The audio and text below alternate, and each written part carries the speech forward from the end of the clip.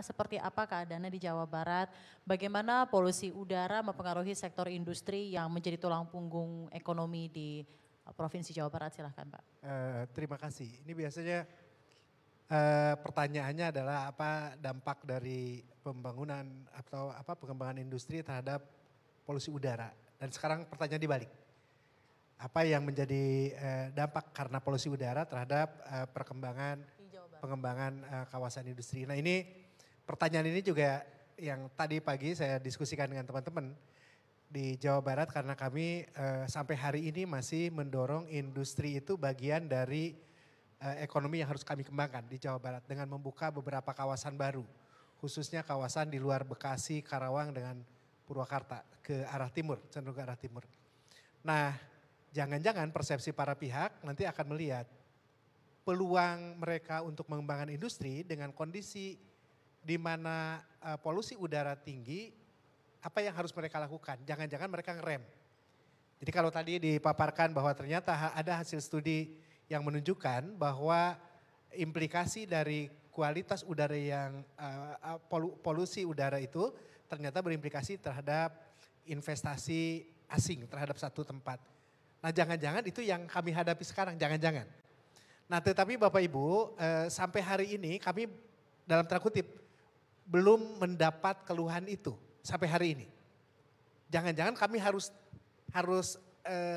dengan melalui pertemuan ini kami harus sadari jangan-jangan harus kami tanyakan ke para pihak. Apa preferensi mereka terhadap investasi di Jawa Barat itu mempertimbangkan urusan kualitas udara atau tidak. Atau mungkin juga polusi yang lain.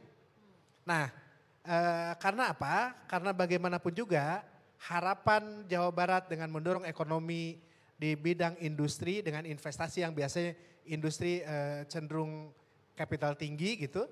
Yang hari ini menjadi tulang punggung dari Jawa Barat itu tetap harus kami kawal. Sehingga ancaman-ancaman persepsi seperti ini harus kami pertimbangkan. Nah untuk daerah yang hari ini sudah kawasan industri seperti Bekasi, Karawang, Purwakarta, yang jadi konsen kami adalah bagaimana ngerem supaya polusinya tidak terus meningkat. Kan industri itu salah satu di antara 4 yang kami monitor menerus. Transportasi iya, terus permukiman iya, perkantoran iya. Tetapi industri juga menjadi salah satu yang menjadi konsen kami dan di luar transportasi, industri untuk di wilayah yang tadi disebutkan itu termasuk kontributor yang cukup besar juga. Tapi di samping itu, kalau industri-industri yang relatif besar di kawasan, kementerian memonitor itu juga. Kami terbantu oleh kementerian ketika reportingnya langsung. Alat-alat disiapkan real time. Yang jadi PR lanjutan kami adalah bagaimana industri-industri yang tidak dalam kapasitas itu. Karena bukan berarti itu juga bebas dari polusi udaranya. Misalkan industri rumahan, industri kecil, industri menengah yang tidak di kawasan. Nah ini menjadi PR kami. Terus untuk transportasi ini khususnya kota-kota besar itu kami rasakan memang. Seperti Bapak Ibu hari ini belum tentu kenyamanannya masih seperti dulu tahun 2000-an awal untuk berkunjung ke kota Bandung. Dengan kemacetan yang menerus apalagi weekend. Di posisi ketika ruang untuk jalan masih belum bisa dikembangkan lebih besar sehingga macet di mana-mana.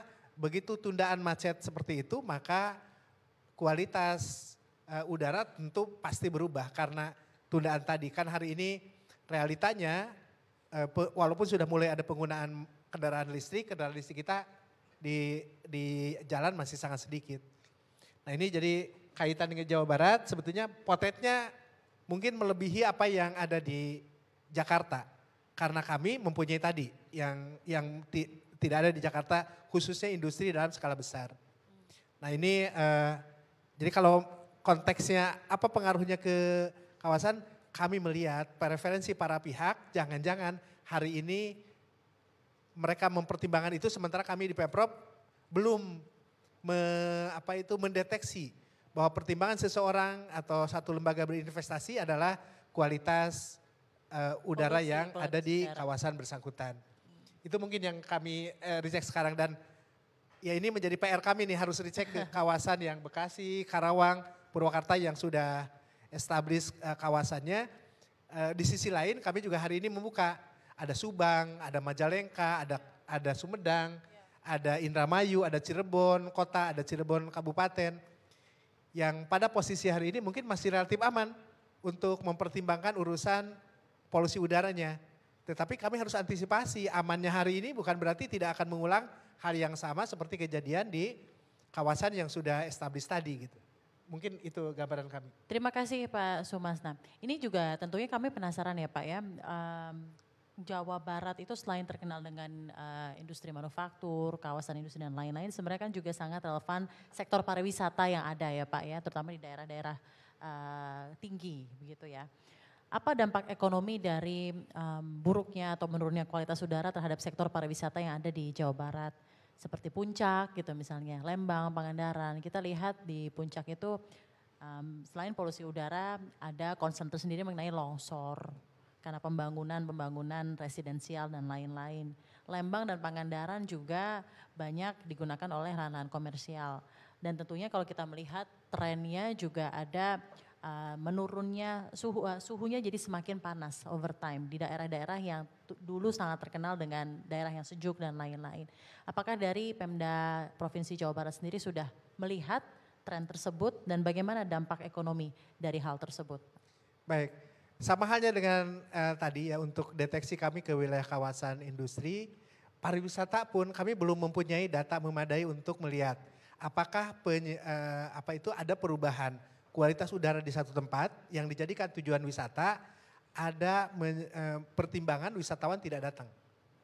Yang pasti kalau Bandung mungkin indikatornya karena macetnya. Jadi emisi dampak dari macet mungkin dirasakan, tetapi macetnya lebih dulu dirasakan dibanding dengan polusinya. Adapun tadi di Puncak, Pangandaran, Lembang hari ini itu yang kami dapatkan belum ada informasi yang memadai untuk terdapat keluhan yang signifikan terhadap penurunan kunjungan. Nah justru malah kalau Pangandaran hari ini yang kami dapatkan itu weekend itu kunjungan selalu dalam posisi yang tinggi. Ketidaknyamanannya bukan karena polusinya, lebih karena tadi misalkan tata kelola dari transportasinya belum memadai yang seperti itu. Nah ada juga urusan lain yang mungkin dikeluhkan misalkan pengelolaan sampah yang belum bagus. Ada juga yang tadi disebutkan Lembang. Lembang itu justru sekarang ada titik-titik yang sebelumnya tidak digunakan untuk kebutuhan pengembangan pariwisata. Jadi sekitar Cikole dalam 2 tahun terakhir ini pertumbuhannya kan lebih tinggi dibanding sebelumnya. Jadi kalau dideteksi urusan naik turunnya malah naik untuk yang Lembang sepertinya. Seperti itu. Jadi kalau dari sisi dulu Lembang sejuknya luar biasa, sekarang tidak terlalu sejuk, betul. Tetapi bahwa kunjungan ke Lembang berkurang karena ada berkurangnya kesejukan hari ini belum kami deteksi seperti itu. Tapi kalau tadi Anda bilang bahwa salah satu concern utamanya adalah kemacetan ya, terutama di kota-kota besar di Jawa Barat. Apa insentif atau aturan yang diterapkan untuk industri dan juga transportasi Pak di Jawa Barat supaya menekan emisi penyumbang polusi utama yang ada di Jawa Barat sendiri? Kalau untuk transportasi kita berlakukan industri dengan masyarakat umum sama. Jadi kontrol terhadap emisi dari kendaraan-kendaraan kita lakukan. Nah PR industri itu yang agak beda dengan umum adalah penggunaan kendaraan antar jemput karyawannya harus mereka siapkan lebih baik dibanding yang di luar kawasan industri. Nah dan kami di perkotaan khususnya Bandung hari ini kami juga bagian dari operator pelayanan publiknya. Walaupun Pemprov Jawa Barat dengan Pemprov DKI agak beda dari struktur kelembagaan. Kami itu di dalamnya ada 27 kabupaten kota yang masing-masing punya otoritas mengatur lalu lintasnya di lingkungan masing-masing. Yang regional mungkin ada wilayah yang tugas kami. Nah tetapi untuk Bandung Raya kami turun menjadi operator juga.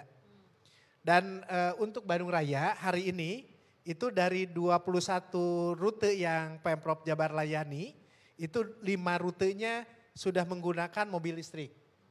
Jadi mungkin plus minus sekitar 30% dari layanan bis yang digunakan di Bandung Raya oleh Pemprov Jabar itu 30%-nya udah konversi ke listrik. Kita tunggu Pak gebrakan-gebrakan yang ada dari Pemda Provinsi Jawa Barat mengenai polusi udara dan tentunya semakin nyaman ya Pak ya untuk masyarakat, turis dan lain-lain untuk berpes di Jawa Barat. Ada tambahan lainnya yang Pak Gub sekarang kenceng itu adalah sambil kita perbaiki manajemen yang berkaitan dengan penurunan mereduksi polutan ya dari penghasil polusi itu di Jawa Barat hari ini Bapak Ibu juga mungkin lihat di beritanya kami kenceng untuk memperbaiki lagi lingkungan supaya baik itu di mungkin kemarin Bapak Ibu lihat di puncak, di titik-titik lain mangrove kami sekarang sedang berjibaku bagaimana memulihkan lingkungan supaya paling tidak ada penyeimbang antara kondisi yang memburuknya polusi udara dengan penyiapan lagi lingkungan yang lebih hijau. Itu ikhtiar kami hari ini.